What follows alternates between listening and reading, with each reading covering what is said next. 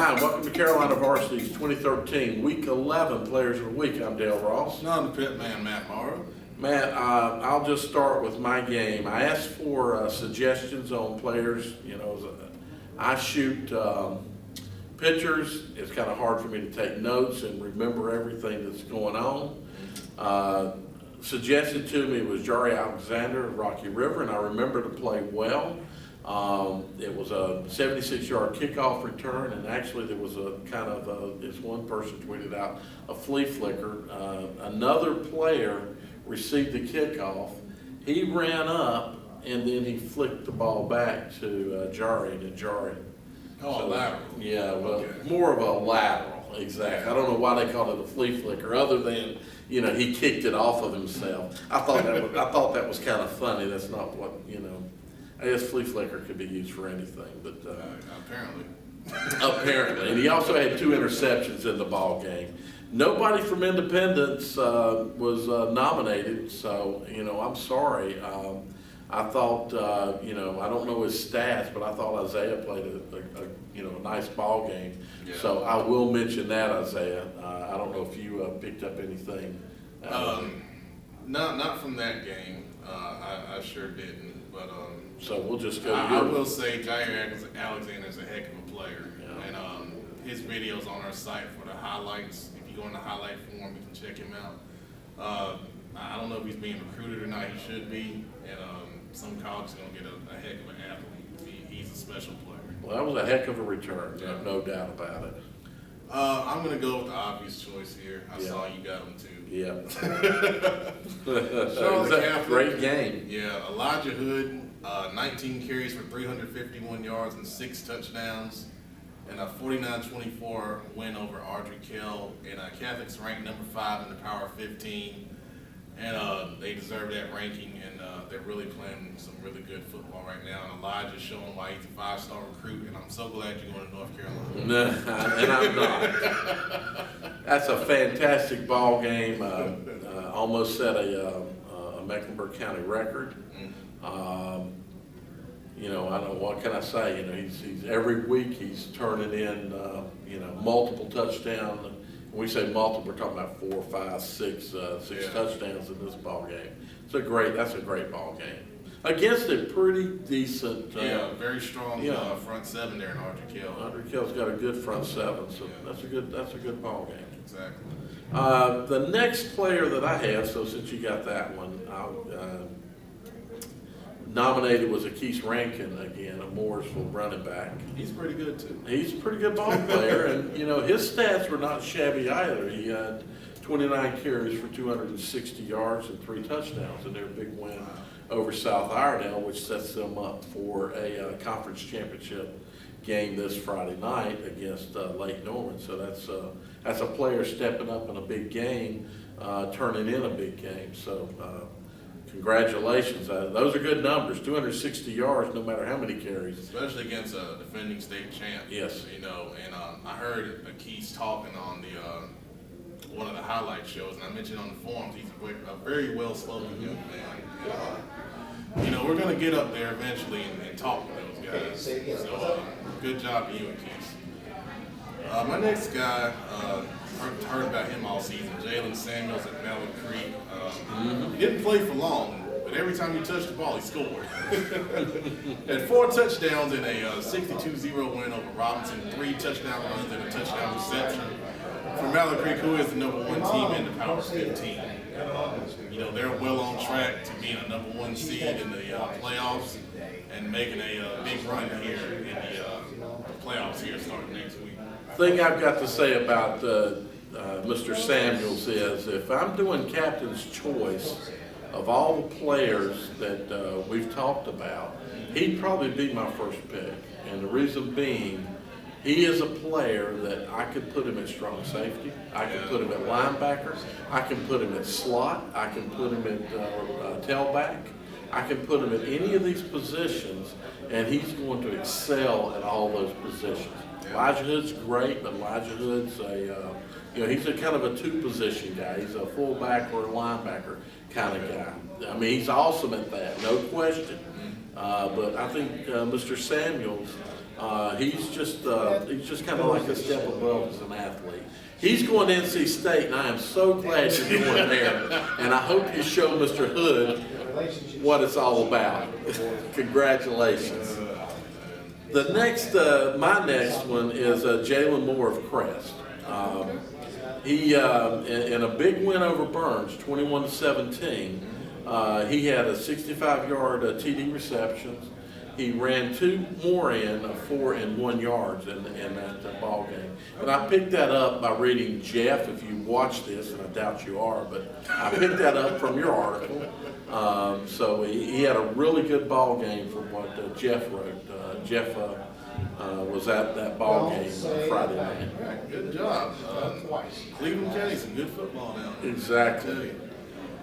Next one for me, Damon Johnson, sophomore quarterback for A.L. Brown. Their starter, Andrew Ramirez, was hurt his finger. So this is the backup kid. He came in and threw, he started the game. Ramirez got hurt in practice. And threw 4 touchdown passes in a 56-8 win over West Charlotte. And, we saw him play a little bit against Vance. He's an athletic kid. Can run some zone read type stuff. He's shown he can throw the ball too. So if Ramirez is out for a while, that gives A.L. Brown a little different dimension going into the playoffs. And looks like he can play well and lead that team. Exactly. That's awesome. So my next pick is, again, I picked this up from Anthony's article on South Point. Jaquan Brooks, quarterback at South Point. A very good player. He's got some really nice numbers here. 11 carries for 179 yards. Now, 89 of those were on one play, the quarterback keeper, on the second play of the ball game. And that was in their win over North Gaston. So, we're not talking about Tyler Bray now. We're talking about Jaquan Brooks. This is, I think, the second time I've nominated him. So he had another good ball game. What do you call it? Rainbow? Yeah, exactly. Kind of, the red bone offense. Exactly. I think it's tough to stop when it gets going. My next one is in the private school ranks. Elijah Devereaux for Charlotte Christian. 21 carries, 138 yards, 3 touchdowns, and a 38-10 win over Providence today. They've got a perfect regular season there at Christian, and they're number 3 in the Power 15. You don't hear about them that much because they're a private school, but I'm going to tell you, 1 through 22, those guys will match up with anyone in public school ranks here in Charlotte. Those guys are talented. That includes a Mallard Creek. I think they would match up and play, but they don't have the depth to hang in there with them. So, for the first 5 minutes, until you start needing those twos, they can hang out. Yeah, that is a tough team, and I think they'll win that private school title. Oh, they are super. They have several Division I players on that team. They have one of the biggest offensive lines I've seen, and that includes Mallard Creek and Independence. So I said they're huge, and they're very talented, as you say. And Matt, the next player that I'll call out is Travis Ramseur. Quarterback at Statesville. He was nominated, had a good ball game. We've talked about him a number of times. I see you just checked him off. Yep. He did have a good ball game. 12 of 16 passes. That's very efficient. And then Hit some big plays on that. 356 yards out of those 12 passes. So, like you say, that's some very, very big plays and 5 touchdowns. So. Very big game. We're starting to see his name come up more. We're starting to see Statesville come up more. Of course, part of it is the competition that they're playing now. Right. But Statesville may be playing a little better and could be a team that you might not want to see coming into you as a lower seed coming into you in the playoffs. Yeah, and that kid's only a sophomore. Yeah. That future is bright up there. That future is very bright. Talking about another kid who's a very talented quarterback, Chaz Surratt at East Lincoln, and he's been on here a couple times. Yes. 264 total yards and 5 touchdowns and a 42-0 win over Maiden.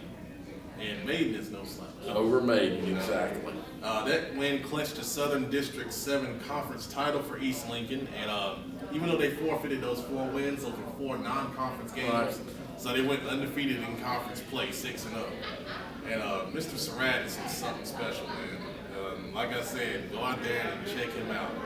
And East Lincoln's probably gonna make another run here in the playoffs. They may be a little lower seed, maybe at number 3, number 4, somewhere even number 5 because of those games They had to forfeit, yeah. right, but I wouldn't want to see them. No, and I think they're trying to make a statement about those forfeits also. Yeah. So, look out for that team. They'll have a few home games, maybe one at least, 1 or 2. Being a number 1 out of your conference is going to put you probably high enough that you're at least going to get 1 home game, and maybe 2. The next player again is a repeat player, but I didn't get many nominations, and unfortunately, I couldn't do a lot of digging this week. David Lamb, the kicker and punter at South Mecklenburg, and the point that was made for him was that he had 3 punts inside the 10. One of them ended up on the 1, and those are things that you have to, as a punter, you would love for your punter to be able to do, and that's to pin the ball and put put the opponent deep.